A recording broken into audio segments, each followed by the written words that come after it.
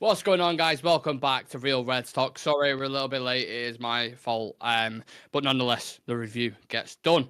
And surprise, surprise, Manchester United have won a game, scored 5 goals.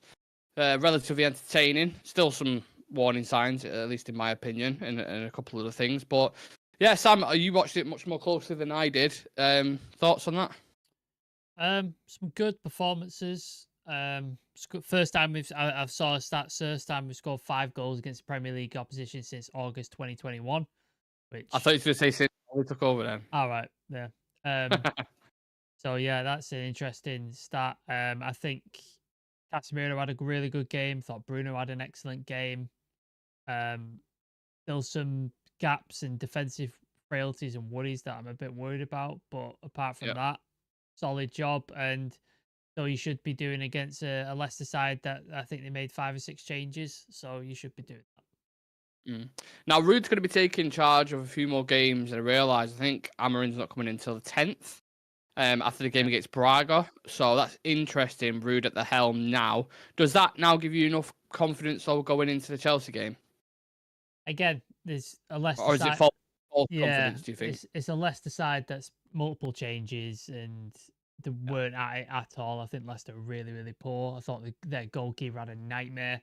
So it's a very different prospect when you go up against Chelsea, who are in form, playing really, really well. Maresca's gone playing extremely well. So it's a different prospect, and it's in the league where traditionally we haven't played well this season. League has been a bit of a struggle. So yeah, I wouldn't take anything from this tonight. I think good for confidence, good for players, good for all of that. But apart from that, I wouldn't take too much from it. No, I thought Leicester were really, really, Yeah. really bad. It almost had a feel to it like the Barnsley game, didn't it? Yes. Whereas, like, because I feel like some people may have got a little bit overconfident with that, even though it was Barnsley and it Yeah. was, they're a League Two team or what have you. They seem still like, look how many goals we scored, look how well we've done. And I can't remember what the game was after it, but I'm pretty sure we drew it or we lost it. And Yeah. everyone's like, right. And you get brought back down to earth Yeah. because the reality of the situation is Chelsea have players like Cole Palmer, Nicholas Jackson, Casado, much better quality than that, and you'll get punished. And I thought that was the most worrying thing for me. I know we scored 5 goals and it's amazing and everyone's in good spirits, but how open we was still. Yeah. Sometimes was concerning. One player I thought stood out, Sam, Alejandro Garnacho, was going under Mhm. the radar a little bit. 16 appearances, 9 starts, 6 goals and 5 assists, Yep. which is a goal involvement every 89 minutes. Are you happy with how he's doing this Yeah. season? Is he one of our better players? Yeah, he's progressing, always tries hard. He's always willing to get shot away, always looks like a goal threat as well. I think if he can start to piece together his decision making, I think he could be one of the most dangerous players in the league if he can start to put that together. Because I think that's the one thing that's missing is him making the right decision at the right time. Because I think it's 50-50 at times. Sometimes he does, other times he makes the completely wrong decision. So I think if we put that together, he's very, very dangerous. But works hard, puts a shift in, has played probably more games than he should at 19. I think you need to sort of rotate these guys out a bit more. But I think, yeah, done extremely well. Obviously got on the score sheet tonight. So Mm. can't much argue much with that with from your forwards, aren't they? You want your forwards to get an assist or get a goal, and he's got that. So yeah, happy with his performance, and I hope he continues on. But I hope we can rotate him a bit more and give him a bit more rest because I feel like he played every single game last season, and so Mm. far he started like pretty much 90% of the games this season as well. So yeah, Mm. I'd like to see him get a bit more rest. With Christian Eriksen missing from the game, who's arguably been our best player this season, we had Ugarte and Casemiro starting. Is that a partnership you would further explore? I think we're gonna have to, aren't we? If Ericsson, depending on how much Ericsson is out for, like we don't know, and it's not been said. So, and did he play like 5 games in a row or something? Like started 5 games in a row, Mm. which for a guy who's got a heart issue and it isn't got the best legs anyway, I think is quite a lot. So I think yeah, you're probably gonna have to shift things around a bit. Thought Ugarte was fine today. Like wasn't poor, didn't do anything wrong. It was just fine. I think he's slowly improving Yeah, me, he's like getting there. very small percentages. Yeah, I thought Casemiro was excellent. I thought he was everywhere today. yeah, Get two yeah. goals all over the pitch, some great passes, was getting back defensively. Like there was a couple of clearances that he made. I thought he was excellent today. So yeah, Casemiro was really, really good today. Do you think the substitutions told the story? And I'm sorry, anyone who's watching. I know this is kind of going here, there, everywhere. It's a bit more structured than this, but I'm just I'm going off memories from the game that I've watched and kind of trying to navigate it. But do you think the subs told the story for the Chelsea game? That in terms of, I think Rasmus was rested. You had Leacher and Rashford who were brought off, and Garnacho as well. Yeah. Does that basically tell you who's going to be starting? Yeah, you're probably going to see Højlund, Garnacho, Rashford, aren't you? Against Chelsea. Would you then go with well, I know we haven't got any other option, but it has to be them, doesn't it? I'm saying because you think about Casado, Enzo, whoever it is who plays in midfield, Casemiro, Gatti, it's quite combative, that, isn't it? Yeah, like you'd like to think they could go toe to toe with those guys and sort of deal with them. You'd hope so. Casemiro's had some good games against Chelsea, scored some good goals and had some good performances against Chelsea, so hopefully he's up for it.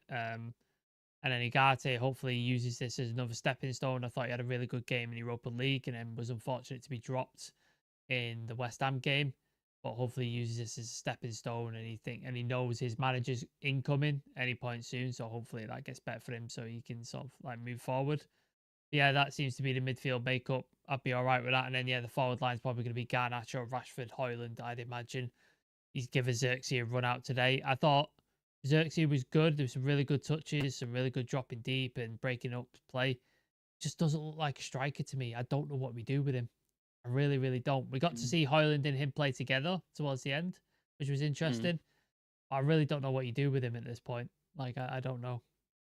Well, I thought when the leaks were coming out initially and they was talking about a 4-4-2, I was like, oh, because I hadn't seen the team. It was just the rumours, basically. They was going to play football. I was like, oh, he's going to go with Højlund and Xerxes, and then, he's probably either dropped to Bruno or Casemiro. And I was like, okay, this is interesting. And then I saw Bruno and Xerxes. I was like, that's a strange setup. That's a really, really weird way to go. But, a lot of people ask for rotation in these kind of games, don't they? And that's what we get. I equally am with you. I thought Xerxes had a good start. I could see the intent why they brought him in terms of to become that attacking nucleus, which we've spoken about so much. But I just don't know. I feel like it's going to be one of those Mason Mounts where you're like, where does he go? They've missed. I think they've misprofiled him. I think they've bought him thinking he's a different player than he is. I don't think he's the player that they think he is, and he's brought in, and now he's struggling. Maybe Amarin can look at him and he finds a use for him and he brings it in. But yeah, that's slightly worrying for me.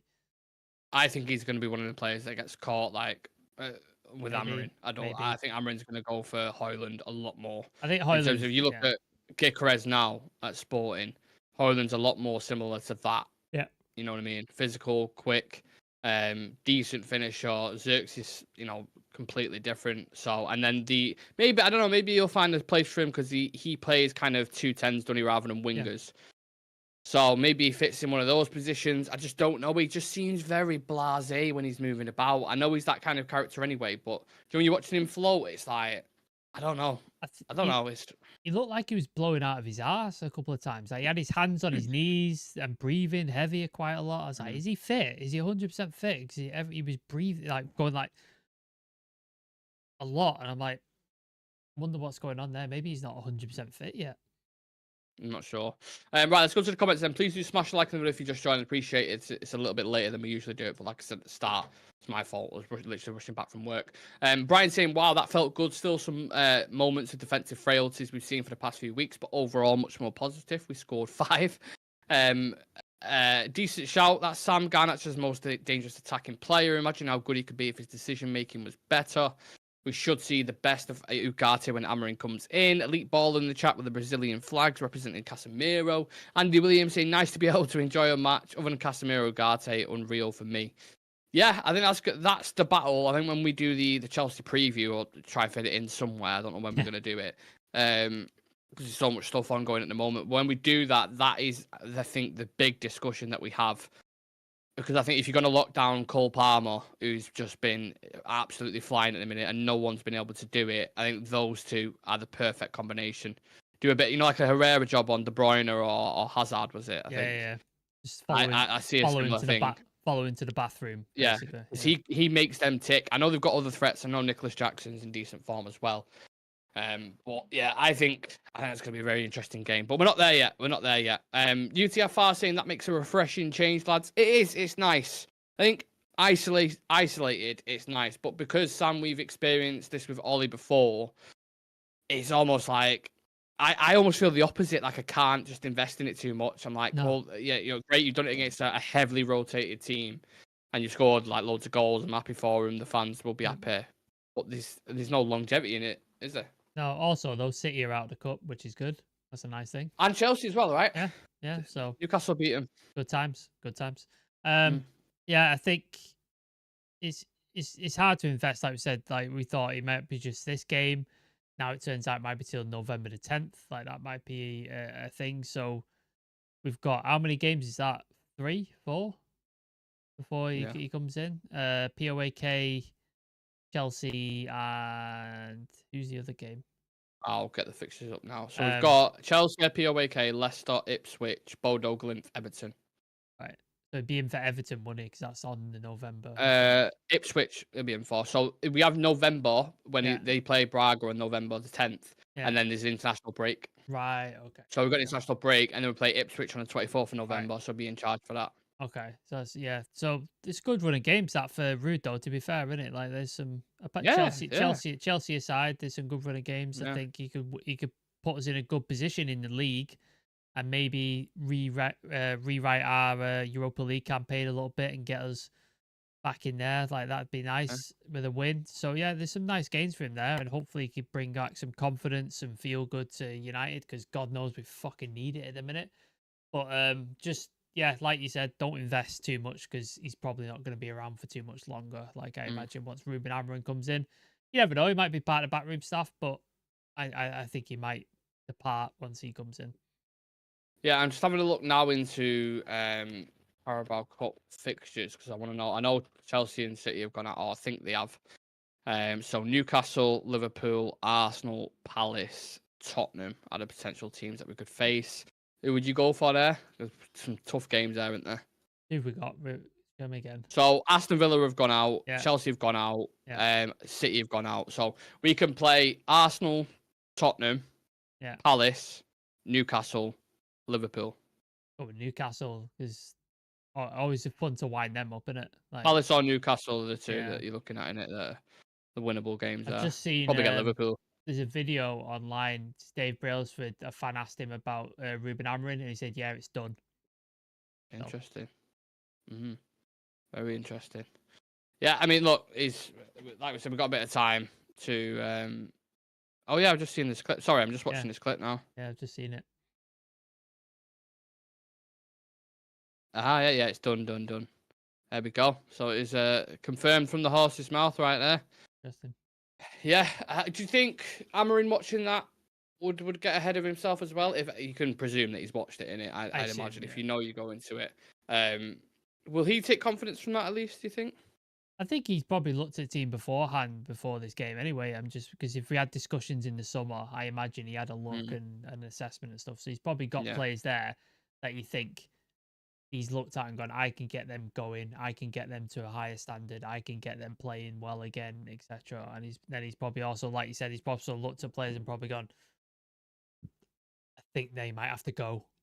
They might have to leave because I just don't think they're worth working with. So yeah, I'm sure he's looked at it and there's a couple of confidence there. I'm sure there's some issues there that he's looked at. I need to fix that. I need to solve that. So yeah, he'll be doing a full assessment. I have no doubts. I'm excited to see what he does when he comes in, like how he changes things, because it'll be nice to do a bit of a tactical refresh and a bit of a sort of a guessing game again, because we won't know exactly what he's going to do until he sort of puts out the first team. Couple of stats coming in. Manchester United never scored 5+ goals in a game against Premier League opposition under Erik ten Hag. Ruud van Nistelrooy just took one game. Manchester United had 23 shots today on 0 occasions this season. They have had more shots than against the Premier League team. We've got some stats for Ugarte. 90% pass accuracy, 75 total touches, 9 ball recoveries, 8 passes into the final third, 4 tackles attempted, 4-1, 2 aerial duels contested, 2-1, and 2 interceptions. Maybe starting to find his feet. That's the one takeaway I've got from this. And obviously with Ruben Amorim coming in as well, he knows Ugarte had his, probably his best form under him. That can only be promising and nice to see. So yeah, I can see Amorim coming in before then. By the way, did you see Ahmad's smile? Yeah, I did. He never scored no red kick as well, didn't he, with his first I touch? can't I believe think. that. I can't believe he tried that. I was just like, Jesus Christ. Unbelievable. Yeah, unbelievable. I would say hammering now, then you can do it. It just needs to keep them motivated. Our defense is still poor. Yeah, look, we can, in isolation, we can be happy with tonight. We can reflect on it and be like, yeah, that's fine. Chelsea is the one that I'm looking forward to. You go put in a performance against them, I'll take some confidence from it and I'll be Yeah. happy because then you slow that Maresca train down a little bit because all the hype is on their court at the moment, isn't it? Well, they've got they say they've gone out in the cup today. So Chelsea, yeah. yeah, so maybe that's a little bit of dent of confidence there. I don't know how many players they've rotated, how many they took out. I I'll know go for you now. they probably got 40 players, so they probably could field three Yeah, teams at this true. point. So yeah, maybe that takes a little dent of confidence. We're riding a high from a win, 5 goals, so maybe that helps us. Maybe it doesn't. I don't know. Yeah, I'm just trying to feel positive, really. Just trying to Yeah. grab something. Mm.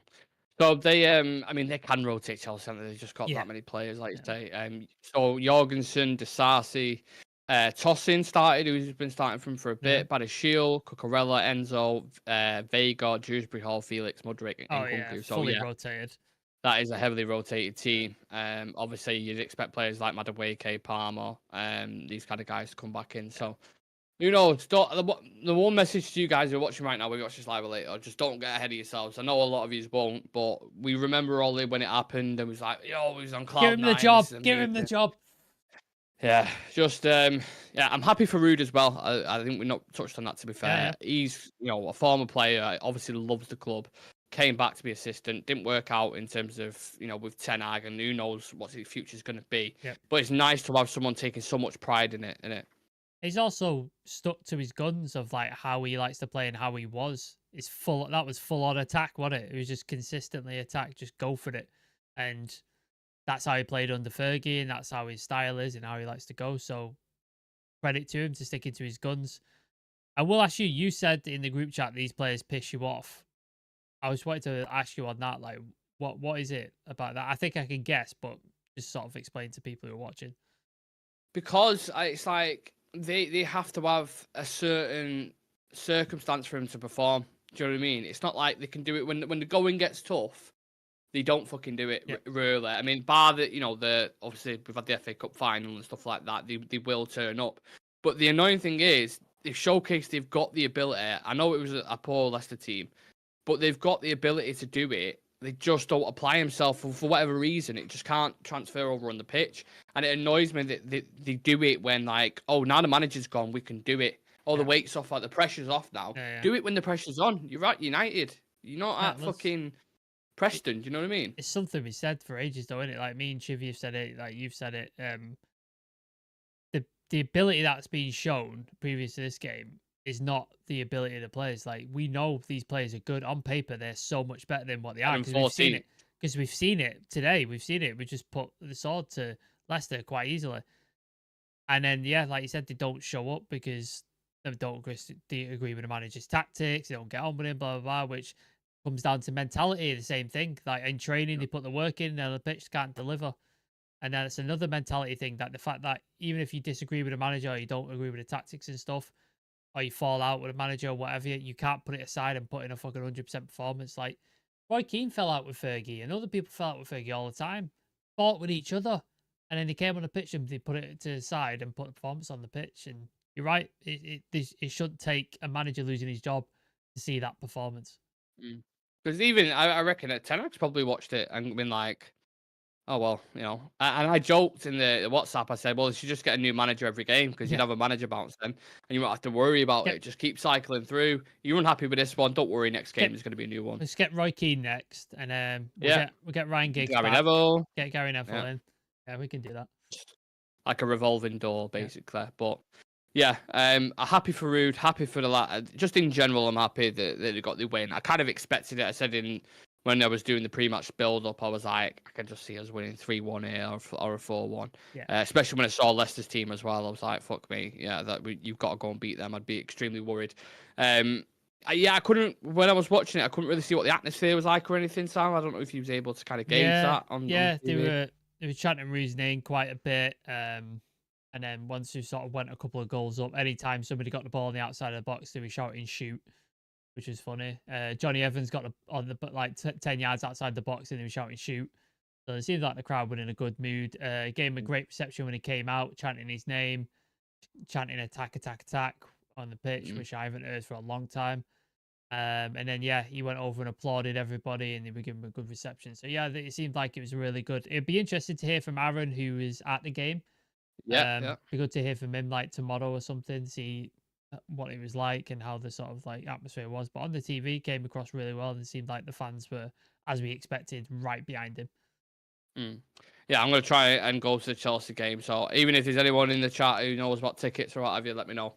Because I'm trying to get tickets for that game. I want to go and watch United under Rude. Just to say, like, I've witnessed it. So we'll see what happens with that one. But in the meantime, of course, we have, I'm just trying to think off the top of my head, we've got loads of videos and stuff coming up. In terms of schedule, Chelsea preview, Premier League predictions, the news show, because we'll be covering stuff with Amarin as well. Which, if anyone missed it, if you just joined in, Dave Brailsford just confirmed that that's pretty much done. So, yeah, busy. I keep saying this after every stream, but we actually are, aren't we, Sam? Like, there's so much stuff ongoing. I mean, if they had to sack the manager, it might have been a bit easier. But yeah, they decided to sack the manager, so now everything else is chaos. Yeah. And pros and cons in between that as well. So, I mean, at least good for you guys, isn't it? At least that's easier to do for pros. Like, you've got a lot of pros. Yeah, absolutely. The first one in ages where I'm like, like Casemiro, Ugarte, Bruno, like, yeah, it's gonna be interesting. So that'll be 12 o'clock tomorrow, and I'll kind of blend that in with some news stuff as well, some topical news. So, yeah, cheers for joining me, Sam, and thank you for waiting as well. Appreciate it. Follow all the socials: TikTok, Twitter, Instagram. Been a lot of interaction on Instagram recently, which is really cool. Like, if we can get to 4,000, it's like 389 or something. 4,000 would be fantastic. TikTok, go follow that. Nice clips Nick edits all together, so go check them out. And then Twitter for all your latest breaking news and stuff. Yeah, man. We've won a game. Great. Scored 5 goals. Rude starts off good. I'll take that on a Wednesday night. Absolutely. And we progress through to the quarterfinals of the Carabao Cup. Let's see. I don't know when the draw is, by the way. Tonight, I think it's tonight. Okay, well, I'll be keeping an eye on that, and we'll put it out on Instagram as well, so anyone who wants updates. So, yeah, right. See you later, guys. Take it easy. We'll see you tomorrow at 12.